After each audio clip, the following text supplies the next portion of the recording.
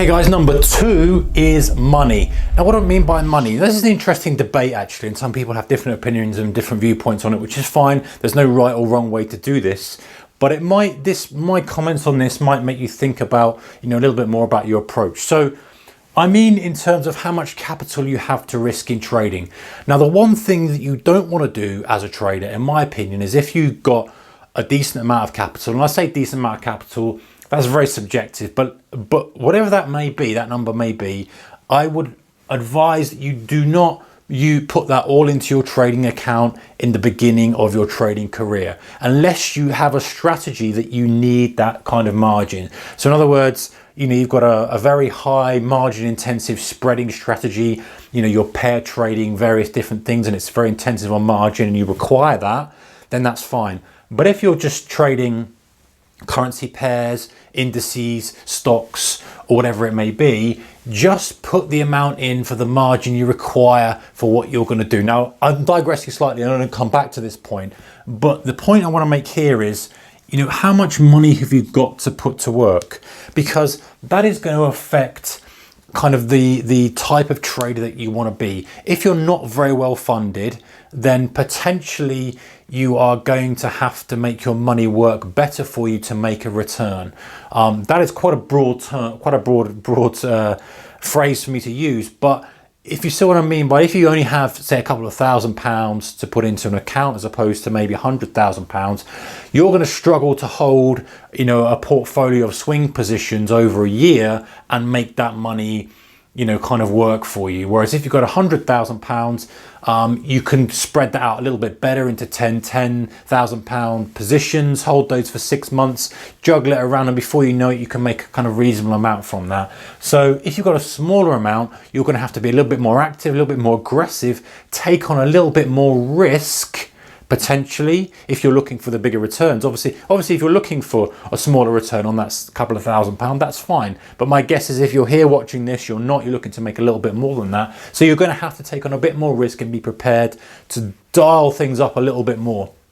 So that may mean that you have to take bigger positions than perhaps the textbooks say, just to reach your monetary goals. You're going to have to be prepared to make some, have some drawdown on that and prepared to wipe that out completely, which is kind of where it comes back to my point of, if you have, let's say you're starting out with £20,000, and that could be 10, that could be 5, it doesn't really matter. The amount of money is pretty much irrelevant here. But let's say that's the sort of starting capital you've allocated to trading.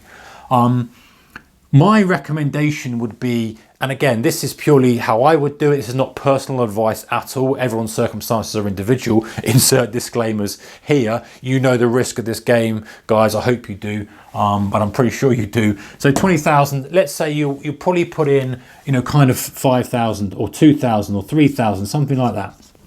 Right, and that's what you'd start to trade with, and you'd prove to yourself that your strategy works by employing that, putting that 3,000 to work, and saying, okay, I want to try and double that, or perhaps 50% of that, make 50% on that in the 6-month period. That's kind of the rules that I work with. Other traders are differently. Some people are more aggressive, some people are less. But if you're putting the work in from a day trading perspective and being far more engaged with it, you kind of need to have the reward that comes with putting that time in. So let's say, in 6 months' time, you want to make that into 4.5K. That's really what you've got to prove to yourself before you start to employ more capital. Because the trouble you have is when you're starting out trading is that you may well want to employ all this capital, and you may say, okay, well, if I can double that in my year, that's 40,000, whatever it may be, I'll take this out, that out. But you tend to overlook the fact that in actual fact you could turn that into 5 just from in a bad conditions, bad market, or just trading badly. So employing a small amount of capital at the start is kind of the best way to do things, in my opinion. But obviously, you need to look at your own circumstances and employ your own risk parameters that suit you. But anyway, going back from the perspective of the type of trader you are, so the money that you've got to trade, if you've got a larger sum, generally speaking, you're open, you can do some more swing trading stuff, because you don't need to be leveraged so much. You don't need to have that much volatility in your positions, in your trades for you to make money. You know, you can make money from a swing trading position. So that opens up a lot more opportunities to you. Now, it doesn't mean to say you can't swing trade if you've got a smaller amount, but if you're looking to kind of make that money work for you more aggressively than you would with a passive investment, then, you know, you're going to have to be a little bit more, dial things up a little bit more. So money. So in other words, you know, funds at risk. And the other thing which I haven't talked about is how comfortable you are with losing that money. Do you know, this comes back to the point of managing risk and how you perceive risk. If you're going to put in 5,000 into one swing position, the likelihood is, if you're picking in a reasonable stock or an index or a currency pair, you're not going to lose that 5,000, right? Possible, but likelihood is you're not going to lose a 5,000. However, if you were to put that 5,000 into 10 trades risking 500 each with a stop loss at £500, it's very likely you'll have 10 losers and you'll lose that 5,000. So understanding not only what capital you have to employ as risk capital, and remember, in trading, guys, always view capital as a tool. It's not a case of building it, it's a case of using it as a tool to make more, but also understanding how much you're prepared to risk that capital.